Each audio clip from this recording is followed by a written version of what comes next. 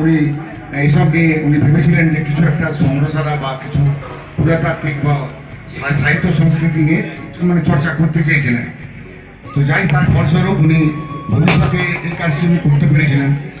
উনি প্রথম জীবনে স্কুল শিক্ষক ছিলেন, তারপরে উনি চন্দ্রকোনা মিউনিসিপ্যালিটি 14 বছর ধরে উনি ওভারসিয়ার ছিলেন, তারপরে আবার পুনরায় শিক্ষকতায় ফিরে যান।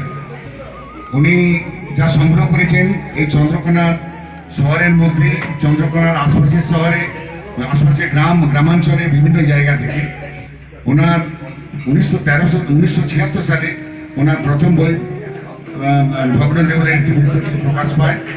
তারপরে উনি পরে পরে আরও বই লেখেন, বিদ্রোহবন্দি, বলরাম মাহাতো বা অনেক আনপ্রিন্টেড আছে, যেগুলো আমরা এখনো পর্যন্ত অনেক চেষ্টা করছি পাবলিশ করার জন্য।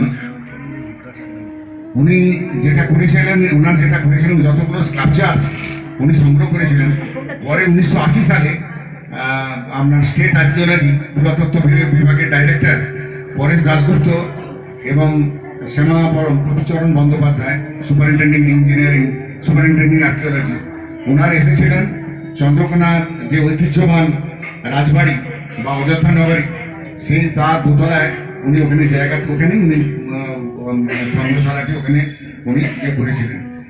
ওখানে 3-4 বছর ছিল, তারপরে কিছু নষ্ট হয়ে যায়, কিছু দুর্বৃত্তের অত্যাচারে কিছু চুরিও হয়। তারপরে উনি মানসিকভাবে ভেঙে পড়েন। তখন রামানুজ দাস মহন্ত, বড় স্তরের মহন্ত, ওনাকে বললো, কানাই তুমি আমার এখানে একটা ঘর দিচ্ছি, তারই মধ্যে রাখো। সেই জায়গা ছিল খুবই অপরিসর, তো প্রচুর আসতো। এই চন্দ্রকোনা সংগ্রহশালা দেখেছেন ডক্টর সূর্যকান্ত মিশ্র, আমাদের বিভিন্ন ডক্টর রমা চৌধুরী উপাচার্য, উনি এসেছেন, বীরেন্দ্র কৃষ্ণ ভদ্র এবং আপনার ডেভিড ম্যাকাচুয়ান, উনি এসেছিলেন বাবার সঙ্গে অনেকদিন কাজও করে উনি ঘুরতেন ওনাকে নিয়ে। আমাদের প্রণব রায়, অধ্যাপক প্রণব রায়, দাদা বাবা মন্ত্রশিষ্য ছিলেন বলতে গেলে আমাদের দাসপুর বাসুদেবপুরের আমাদের পঞ্চানন রায় কাব্যতীর্থ মহাশয়, উনি মন্ত্রশিষ্য ছিলেন, বাবা ওখানে প্রায় যেতেন। যাই হোক, বাবা মিউজিয়ামটি করতে পেরেছিলেন, কিন্তু তারপরে যখন অষ্টমের মহন্ত মহারাজ বললেন যে হবে না, করা যাবে না, আর বাবা সরকারিভাবে কোনো রকম সাহায্য পায়নি, অনেক দূর এগিয়েছিল, কমিটি তৈরি করা গেল না, অন্যান্য রাজনৈতিক কোনো কারণ ছিল না, সেটা আমি বলছি না।